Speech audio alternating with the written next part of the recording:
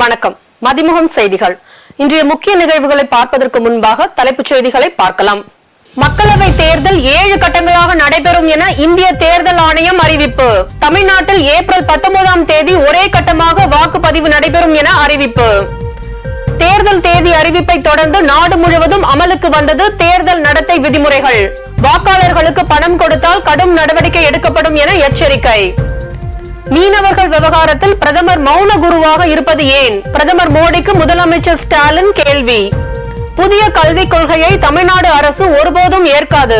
திருச்சியில் பள்ளி கல்வித்துறை அமைச்சர் அன்பில் மகேஷ் உறுதி. மதுபான கொள்கை முறைகேடு வழக்கில் டெல்லி முதல்வர் அரவிந்த் கெஜ்ரிவாலுக்கு ஜாமீன். நீதிமன்றத்தில் ஆஜராக டெல்லி முதல்வருக்கு உத்தரவு. விரிவான செய்திகள். மக்களவை தேர்தல் 7 கட்டங்களாக நடைபெறவுள்ளதாக தெரிவித்துள்ள தேர்தல் ஆணையம் ஏப்ரல் 19ஆம் தேதி தமிழகத்தில் ஒரே கட்டமாக தேர்தல் நடைபெறும் என அறிவித்துள்ளது. புதுடெல்லியில் உள்ள தேர்தல் ஆணையக அலுவலகத்தில் தலைமை தேர்தல் ஆணையர் மற்றும் புதிதாக தேர்வான தேர்தல் ஆணையர்கள் கூட்டாக செய்தியாளர்களை சந்தித்தனர். அப்போது தலைமை தேர்தல் ஆணையர் வெளியிட்ட அறிவிப்பில் நாட்டில் 7 கட்டங்களாக மக்களவை தேர்தல் நடைபெறவிருப்பதாக அறிவித்துள்ளது. அதன்படி முதல் கட்ட வாக்குப்பதிவு ஏப்ரல் 19ஆம் தேதி தமிழகம் மற்றும் புதுச்சேரியில் வாக்குப்பதிவு நடைபெற உள்ளது. முதற்கட்ட தேர்தலின் போதே தமிழகத்தில் காலியாக அறிவிக்கப்பட்டுள்ள விளவங்கோடு தொகுதியிலும் இடைத்தேர்தல் நடைபெற உள்ளதாக அறிவித்துள்ளது. அதேபோல் ஏப்ரல் 19ஆம் தேதி நடைபெறும் முதல் கட்ட வாக்குப்பதிவில் கேரளா, தெலுங்கானா, ஆந்திரா, புதுச்சேரி, பஞ்சாப், குஜராத் உள்பட 22 மாநிலங்கள் மற்றும் யூனியன் பிரதேசங்களுக்கு தேர்தல் நடத்தப்படும் என தேர்தல் ஆணையம் அறிவித்துள்ளது. ஏப்ரல் 22ஆம் தேதி 13 மாநிலங்கள் மற்றும் யூனியன் பிரதேசங்களில் உள்ள 89 மக்களவை தொகுதிகளுக்கு 2ஆம் கட்ட வாக்குப்பதிவு நடைபெற உள்ளது. மே 7ஆம் தேதி 12 மாநிலங்கள் மற்றும் யூனியன் பிரதேசங்களில் உள்ள 94 தொகுதிகளுக்கு 3ஆம் கட்ட வாக்குப்பதிவு நடைபெற உள்ளது. மே 13ஆம் தேதி 10 மாநிலங்கள் மற்றும் யூனியன் பிரதேசங்களில் உள்ள 96 தொகுதிகளில் 4ஆம் கட்ட வாக்குப்பதிவு நடைபெற உள்ளது. மே 20ஆம் தேதி ஒடிசா, மகாராஷ்டிரா, ஜம்மு காஷ்மீர், ஜார்க்கண்ட், உத்தரப்பிரதேசம், பீகார் உள்ளிட்ட 8 மாநிலங்களில் உள்ள 49 தொகுதிகளுக்கு 5ஆம் கட்ட தேர்தல் நடைபெற உள்ளது. மே 25ஆம் தேதி ஹரியானா, டெல்லி, ஒடிசா, மேற்கு வங்கம் உள்ளிட்ட 7 மாநிலங்களில் 6ஆம் கட்ட தேர்தல் வாக்குப்பதிவு நடைபெற உள்ளது. ஜூன் 1ஆம் தேதி ஹிமாச்சல பிரதேசம், சத்தீஸ்கர், பஞ்சாப், உத்தரப்பிரதேசம், பீகார், ஜார்க்கண்ட், ஒடிசா உள்ளிட்ட 8 மாநிலங்களில் 7ஆம் கட்ட தேர்தல் நடைபெற உள்ளது. ஏப்ரல் 19ஆம் தேதி தொடங்கி ஜூன் 1ஆம் தேதி வரை 7 கட்டங்களாக நடைபெற்ற தேர்தலில் பதிவாகும் வாக்குகள் ஜூன் 4ஆம் தேதி எண்ணப்படுவதாக தேர்தல் ஆணையம் அறிவித்துள்ளது. மக்களவை தொகுதிகளுக்கான தேர்தல் தேதி அறிவிக்கப்பட்ட நிலையில் தேர்தல் நடத்தை விதிமுறைகள் உடனடியாக அமலுக்கு வந்தன. ஆட்சியில் இருக்கும் கட்சிகள் வாக்காளர்களை கவரும் வகையில் புதிய திட்டங்கள், நிதி உதவிகளை அறிவிப்பது, எந்த விதமான வாக்குறுதிகளை அளிப்பது மற்றும் திட்டங்களுக்கு அடிக்கல் நாட்டுவது தடை செய்யப்பட்டுள்ளது.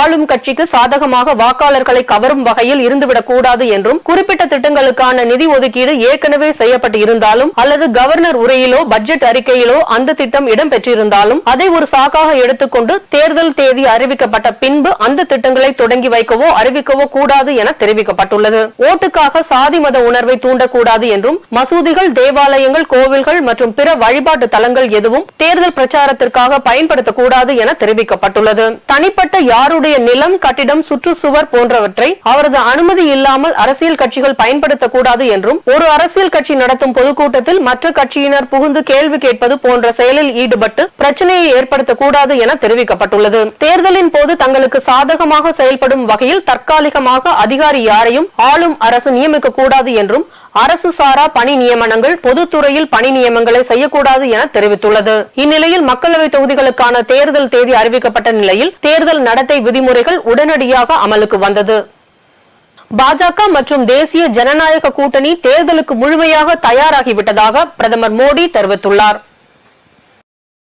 மக்களவை தேர்தல் களம் சூடு பிடித்துள்ள நிலையில் இந்திய தலைமை தேர்தல் ஆணையர் வரவிருக்கும் மக்களவை தேர்தலில் குறித்த முக்கிய விவரங்களை பகிர்ந்துள்ளார். இந்நிலையில் பிரதமர் மோடி தனது எக்ஸ் பக்கத்தில் பதிவு ஒன்றை வெளியிட்டுள்ளார். அதில் பாஜக மற்றும் தேசிய ஜனநாயக கூட்டணி தேர்தலுக்கு முழுமையாக தயாராகிவிட்டதாகவும், நல்லாட்சி மற்றும் துறைகள் முழுவதும் சேவை வழங்குதல் ஆகியவற்றின் அடிப்படையில் மக்களிடம் செல்ல உள்ளதாக பதிவிட்டுள்ளார். தேர்தலில் காங்கிரஸ் வெற்றி பெற்றால் முக்கியமான அரசு பணிகளில் ஒப்பந்த தொழிலாளர் முறை என்பது தடுத்து நிறுத்தப்படும் என அக்கட்சி தலைவர் மல்லிகார்ஜுன மல்லிகார்ஜுன கார்கே வாக்குறுதி அளித்துள்ளார். இதுகுறித்து எக்ஸ் தளத்தில் கார்கே வெளியிட்டுள்ள அறிக்கையில் வெறுப்பு, கொள்ளை, வேலையில்லா திண்டாட்டம், விலைவாசி உயர்வு மற்றும் அட்டூழியங்களுக்கு எதிராக இந்திய மக்களாகிய நாங்கள் ஒன்று சேர்ந்து போராடுவோம் என தெரிவித்துள்ளார். திருக்கோவிலூர் தொகுதிக்கு இடைத்தேர்தல் இல்லை எனவும் பொன்முடி எம்எல்ஏவாக தொடர்வார் எனவும் தேர்தல் ஆணையம் விளக்கம் அளித்துள்ளது.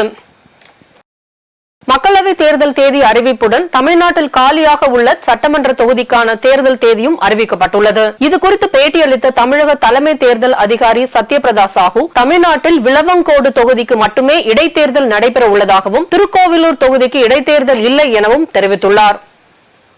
மீனவர்கள் விவகாரத்தில் பிரதமர் மௌன குருவாக இருப்பது ஏன் என பிரதமர் மோடிக்கு முதலமைச்சர் மு.க. ஸ்டாலின் கேள்வி எழுப்பியுள்ளார்.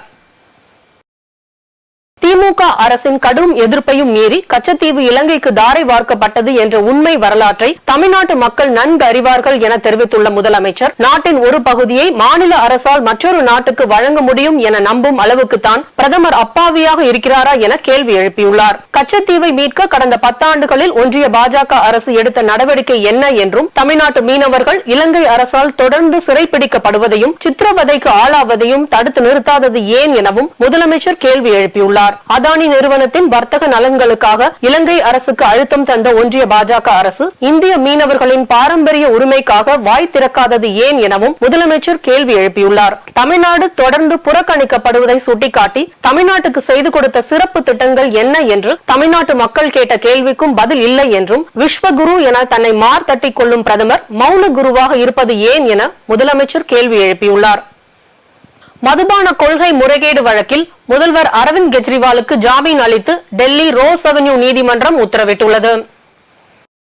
மதுபான கொள்கை முறைகேட்டில் டெல்லி முதல்வர் அரவிந்த் கெஜ்ரிவாலுக்கு தொடர்பு இருப்பதாக குற்றச்சாட்டு எழுந்தது. குற்றச்சாட்டை தொடர்ந்து அமலாக்கத்துறையினர் கெஜ்ரிவால் மீது வழக்கு பதிவு செய்து 8 முறை சம்மன் அனுப்பியிருந்தனர். சம்மனை ஏற்றுக்கொண்ட கெஜ்ரிவால் ஆஜராகாமல் புறக்கணித்து வந்தார். இதற்கிடையே கெஜ்ரிவாலுக்கு எதிராக டெல்லி ரோஸ் அவென்யூ நீதிமன்றத்தில் அமலாக்கத்துறை வழக்கு தொடர்ந்தது. இந்த நிலையில் டெல்லி மாநில முதல்வர் அரவிந்த் கெஜ்ரிவால் ரோஸ் அவென்யூவில் உள்ள நீதிமன்றத்தில் நேரில் ஆஜரானார். அப்போது 8வது முறையாக அமலாக்கத்துறை சம்மனை நிராகரித்ததற்காக கைது செய்யப்படுவதை தவிர்க்க ஜாமீன் வழங்கும்படி கேட்டுக்கொண்டார்.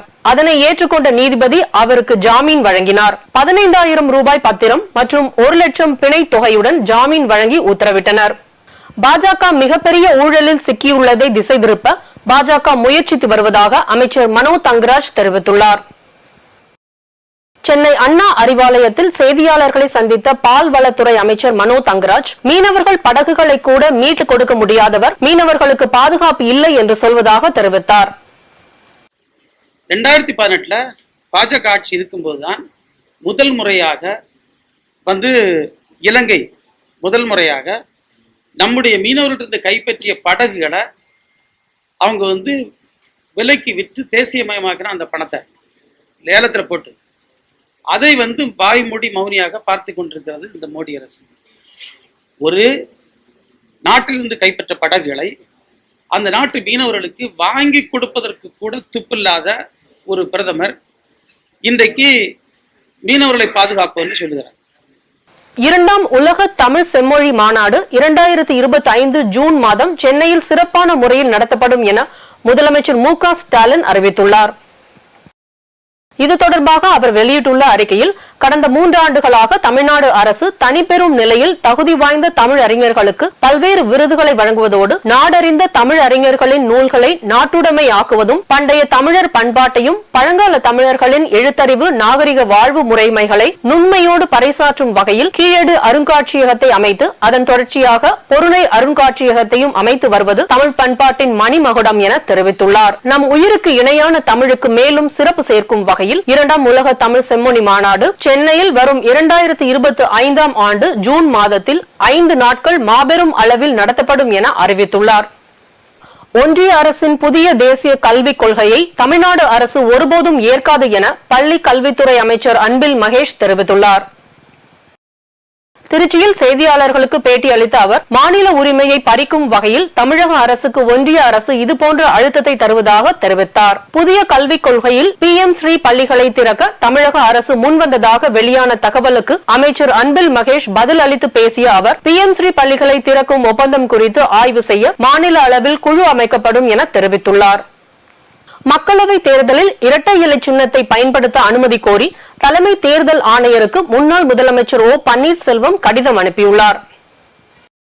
இந்திய தேர்தல் ஆணையத்துக்கு அவர் எழுதியுள்ள கடிதத்தில் நிலுவையில் உள்ள சிவில் வழக்குகளால் இரட்டை இலை சின்னம் பெறுவதை இழக்க நேரிடும் என அச்சப்படுவதாக குறிப்பிட்டுள்ளார். தேர்தல் ஆணையம் தலையிட்டு பிரச்சனைகளை கருத்தில் கொண்டு தங்கள் தரப்புக்கு இரட்டை இலை ஒதுக்க வேண்டும் என்றும் தேர்தல் ஆணையத்துக்கு கடிதம் அனுப்பினார்.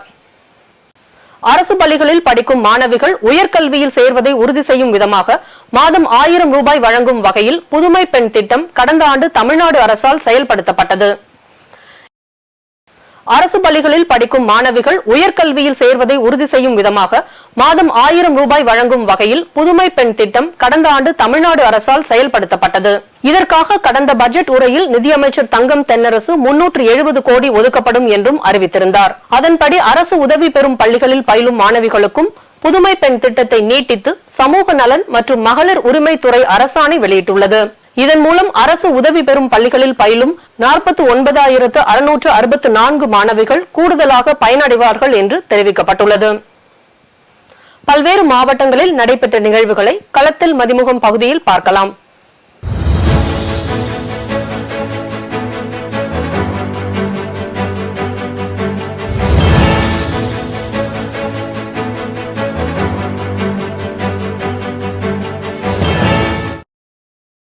கரூர் மாவட்டத்தில் பல்வேறு நலத்திட்ட பணிகளை குளித்தலை எம்எல்ஏ மாணிக்கம் திறந்து வைத்தார். கரூர் மாவட்டம் குளித்தலை அருகே மகிழிப்பட்டியில் கட்டளை மேட்டு வாய்க்கால்களின் குறுக்கே மாவட்ட ஊராட்சி முகமை நபார்ட் திட்டத்தின் கீழ் 2.30 கோடி ரூபாய் மதிப்பீட்டில் புதிய மேம்பாலங்களை குளித்தலை எம்எல்ஏ மாணிக்கம் திறந்து வைத்தார். அதனைத் தொடர்ந்து லாலாப்பேட்டையில் இருந்து மகிழ்பட்டி மத்திப்பட்டி வழியாக கரூர் வரை செல்லக்கூடிய நீட்டிப்பு வழித்தட நகர பேருந்து நிலையத்தையும் துவக்கி வைத்தார். கொடைக்கானலில் புனித சலேத் அன்னை ஆலயம் அருகே காட்டெருமை ஒன்று வீட்டின் மேற்கூரையை உடைத்து வீட்டிற்குள் புகுந்தது. பொருட்களை சேதப்படுத்தி அட்டகாசம் செய்துள்ளது. தகவல் அறிந்து வந்த வனத்துறையினரிடம் காட்டெருமை கூட்டத்தை கண்காணித்து வனப்பகுதிக்குள் விரட்ட வேண்டும் என்று அப்பகுதி மக்கள் கோரிக்கை விடுத்துள்ளனர். தூத்துக்குடி மாவட்டம் கோவில்பட்டியில் அகில பாரத இந்து மகாசபா பொதுக்கூட்டம் நடைபெற்றது. இந்து ஆலயங்களை அரசின் கையிலிருந்து மீட்டெடுக்கவும் சனாதன தர்மத்தை பாதுகாக்கக்கூடிய வகையில் மக்களிடம் விழிப்புணர்வு ஏற்படுத்தவும் இந்து மகாசபா வேலை செய்து கொண்டிருக்கிறது என அதில் கலந்து கொண்ட தேசிய துணை தலைவரும் மாநில தலைவருமான பாலசுப்ரமணியம் தெரிவித்துள்ளார். நம்முடைய மாநில முழுக்க இந்த தேர்தலில் அகில பாரத இந்து மகாசபா போட்டியிடுகிறது. தமிழகத்தில் 39 தொகுதிகளிலும் இந்து மகாசபா வேட்பாளர்களை களமிறக்கிறது. இந்துக்களுக்கான உரிமையை மீட்டெடுப்பதற்கான ஒரு முயற்சியில இழந்த பகுதிகளை மீட்டெடுப்போம், இருக்கின்ற பகுதிகளை பாதுகாப்போம் என்ற சிந்தனையோடு ஆலயங்களை அரசின் கையிலிருந்து மீட்டெடுப்போம், சனாதன தர்மத்தை பாதுகாக்கக்கூடிய விழிப்புணர்வை மக்கள் மத்தியிலே ஏற்படுத்தவும் இந்து மகாசபா வேலை செய்து கொண்டிருக்கிறது. திருப்பத்தூர் மாவட்டம் நாற்றம்பள்ளி அடுத்த பந்தரப்பள்ளி கிராமத்தில் 15 கோடியே 30 லட்சம் மதிப்பில் அரசு கலை மற்றும் அறிவியல் கல்லூரி கட்டிடம் கட்டும் பணிக்காக மாவட்ட ஆட்சியர் தர்பகராஜ் மற்றும் ஜோலார்பேட்டை சட்டமன்ற உறுப்பினர் தேவராஜ் ஆகியோர் பூமி பூஜை செய்து அடிக்கல் நாட்டி பணியை துவக்கி வைத்தனர். புதுக்கோட்டை மாவட்ட ஆட்சியர் அலுவலகத்தில் தேர்தல் பணிகளை கண்காணிப்பதற்காக 50 பறக்கும் படை அலுவலர்களுக்கு வாகனங்கள் தயார் செய்யப்பட்டு ஜிபிஎஸ் கருவி பொருத்தும் பணி தீவிரப்படுத்தப்பட்டுள்ளது. ராணிப்பேட்டை மாவட்டம் வாலாஜா அருகே 3 சொகுசு கார்களுடன் 3 டன் மதிப்பிலான தடை செய்யப்பட்ட குட்கா மற்றும் கஞ்சா பறிமுதல் செய்யப்பட்டுள்ளது. போதைப் பொருட்களை கடத்தி வந்த ராஜஸ்தான் மாநிலத்தை சேர்ந்த பரத்குமார், கல்யாண் ராம், சுரேஷ் மற்றும் கணபத் ராம் ஆகிய 4 பேரை காவல்துறையினர் கைது செய்து சிறையில் அடைத்தனர். திண்டுக்கல் மாவட்டம் கொடைக்கானலில் மச்சூர் வனப்பகுதியில் வெயிலின் தாக்கத்தால் காட்டுத்தீ பரவியுள்ளது. இந்த காட்டுத்தீயில் சிக்கி பல்வேறு அரிய வகை மரங்கள் மற்றும் செடிகள் கருகி சேதமடைந்துள்ளது. சென்னை எழும்பூரில் பள்ளிகளின் பாதுகாப்பை மேம்படுத்தும் விதமாக ஒருநாள் கருத்தரங்கம் நடைபெற்றது. பூமி அமைப்பின் சார்பாக நடைபெற்ற கருத்தரங்கில் தமிழகத்தின் பல்வேறு பகுதிகளில் உள்ள தனியார் மற்றும் அரசு பள்ளி ஆசிரியர்கள் மற்றும் தலைமை ஆசிரியர்கள் ஆர்வத்துடன் பங்கேற்றனர். கருத்தரங்கம் குறித்து செய்தியாளர்களிடம் பேசிய பூமி அமைப்பின் நிர்வாக இயக்குநர் வைஷ்ணவி, பள்ளிகளில் மாணவர்களுக்கு பாதுகாப்பு மற்றும் உகந்த சூழலை ஏற்படுத்தும் நோக்கத்தோடு ஒருநாள் கருத்தரங்கம் நடைபெற்றதாக தெரிவித்தார். ஓகே, இன்னைக்கு கான்ஃபரன்ஸில் நான் ஸ்பெசிஃபிக்லி வந்துட்டு சேஃப்டி, அதாச்சும் ஒரு பாதுகாப்பான ஸ்கூலுக்கு என்னெல்லாம் தேவை, குழந்தைங்க, டீச்சர்ஸு மற்றும் பேரண்ட்ஸ், அந்த கம்யூனிட்டியே வந்துட்டு சேஃபாக இருக்கிறதுக்கு எப்படி நம்ம வந்துட்டு நம்ம ஸ்கூல்லேருந்து சில ப்ராக்டிசஸ் ஆரம்பிக்கலான்றதை பற்றி பேசுகிறோம். அது மட்டும் இல்லாமல் ஒரு இன்க்ளூசிவ் ஸ்கூலாக எப்படி உருவாக்குறது, ஒரு ஸ்கூலில் ஒரு ஸ்டூடெண்ட்டும் வந்துட்டு எப்படி வேல்யூடாக, அக்செப்டடாக, ரெஸ்பெக்டடாக வந்துட்டு ஃபீல் பண்ணுறாங்க. அவங்களுக்கு வந்துட்டு ஒரு ஸ்பெஷல் நீட்ஸ் இருக்கலாம், இல்லை அவங்க வேற ஒரு மாநிலத்திலேருந்து வந்திருக்கலாம், இல்லை வேறு ஏதாச்சும் தேவை அந்த குழந்தைக்கு இருக்கலாம்.